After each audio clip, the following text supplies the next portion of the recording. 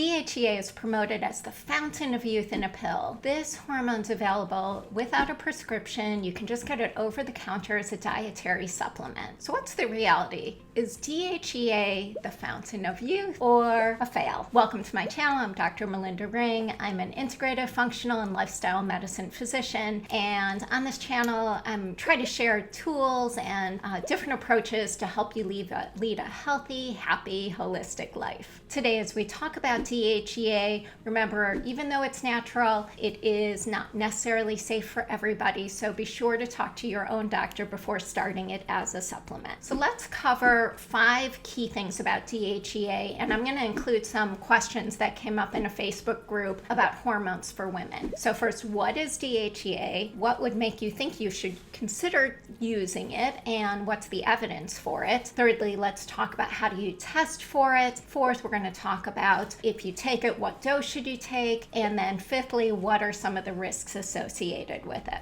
So jumping in, what is DHEA? DHEA is a hormone. It's called dihydroepiandrosterone, and it's a hormone produced by the adrenal glands, and it's also made in the brain, and it's a prohormone. So that means it converts to other hormones like your estrogens and testosterone. DHEA and its sulfated form, which is the one we usually want to measure, called DHEAS, are the most abundant steroids in the body. I mean, we usually think about cortisol when we think about these hormones, but really DHEA is so important, and it peaks when we're only 25 or 30, and then it comes down throughout the rest of our life. And that's led to this idea of like, well, you know, if we can boost DHEA, can we reverse aging? It's important to note that we are not talking about DHA, which is an omega-3 fatty acid that's good for brain health and a lot of other things, and we are not talking about 7-keto-DHEA, which is a form of DHEA, but it is oftentimes used for metabolism or weight. We're talking about straight on DHEA. Many people take DHEA with the thought that it's going to help them with weight loss and depression, fatigue, and just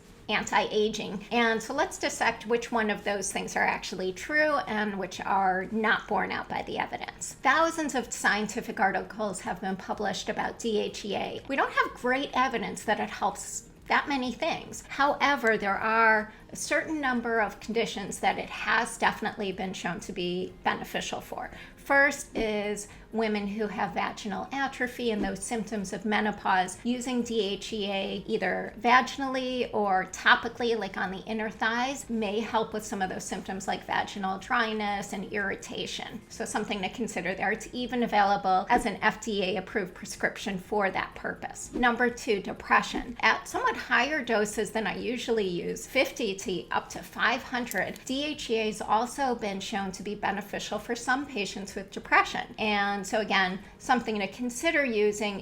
In Canada, it's even considered a 3rd tier treatment for the use of depression. But because of the risks that we're going to talk about, again, not something that's right for everybody for sure. Thirdly, if you're worried about aging skin, there may be some benefit. DHEA used either topically or used orally to help with the thinning, some of the wrinkling, hydration. So some studies there also. And finally, there's some benefit for some of the issues around menopause, like hot flashes. And it's not usually my first line treatment for something like hot flashes. If we're going to use hormones, I would go straight to estrogen and progesterone. But DHA may benefit, may help increase bone strength a bit, but again, not really where I'd go for my first treatment. Where it hasn't necessarily been shown to be helpful is for a lot of the other things that we worry about with aging. Athletic performance and strength, not super beneficial there either. Studies have shown that DHEA does not seem to be helpful in a few conditions. One is prevention of dementia and helping just maintain our cognitive function, and then also athletic performance. So even though DHEA converts to testosterone, we don't really see like those big increases in muscle strength. So again, not my favorite for something like that. It just really doesn't seem to be this fountain of youth.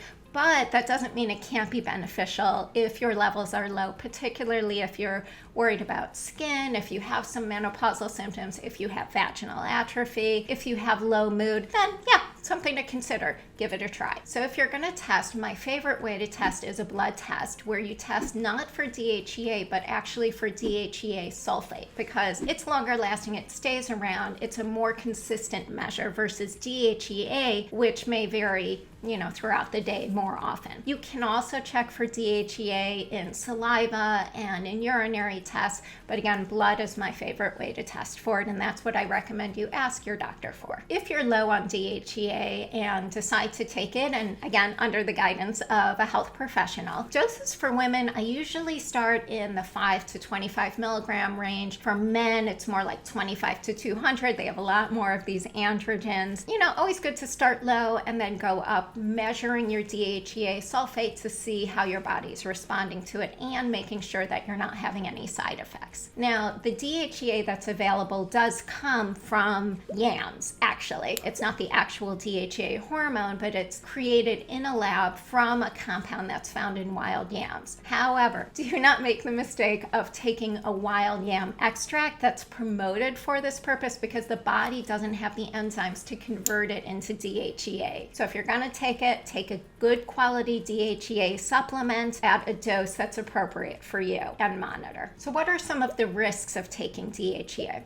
Like I said, it's a pre-hormone, so it converts to your estrogens and testosterone, and those are monitored by two different enzymes, and we can't unfortunately predict which way you're going to go. So for example, if you're thinking like, well, I'd like some more of those testosterone effects, maybe I'll up the dose, you may not necessarily. So what are some of the risks of taking DHEA? Well, they come from the fact that DHEA converts to estrogens and testosterone. So number one, if you have a risk or you have something like a hormone-dependent cancer, I do not absolutely recommend DHEA. There's some question about whether taking it does increase the risk down the road of things like breast cancer, ovarian cancer, prostate cancer. Studies are still controversial about that. So I wouldn't use DHEA if you have a hormone-dependent cancer. Now, one of the questions that came up on the Facebook was, well, what if I want to have more of an effect towards testosterone or estrogen? Can I predict that? And you can do some specialized tests like a Dutch hormone test that measures your relative enzyme activity and helps you figure out which way you might go. But short of doing that, you can't really predict. Once you figure out which way you do tend to metabolize hormones, to modulate them, every enzyme has cofactors like different vitamins and nutrients that help push it one way or the other. And so once you know which direction you're going from a test, like the Dutch test, then you can do some modulating. There are things like diet and supplements you can do to either increase an activity of an enzyme or inhibit it. But, again, that needs to be done through a test and then with consultation with somebody who can help guide you around how to do that well. Other risks that are associated with taking DHEA, more mundane things, because it does convert to testosterone. We'll see women complain about acne or feeling irritated and angry, or increased hair growth where they don't want the hair to grow, maybe even some hair loss. So those are pretty common symptoms. And also, again, because DHEA is converting to the estrogens, which affects your estrogen progesterone balance, you can see some menses, change in menstrual cycles, some spotting if you're having issues post-menopause. All of those are things to be aware of, and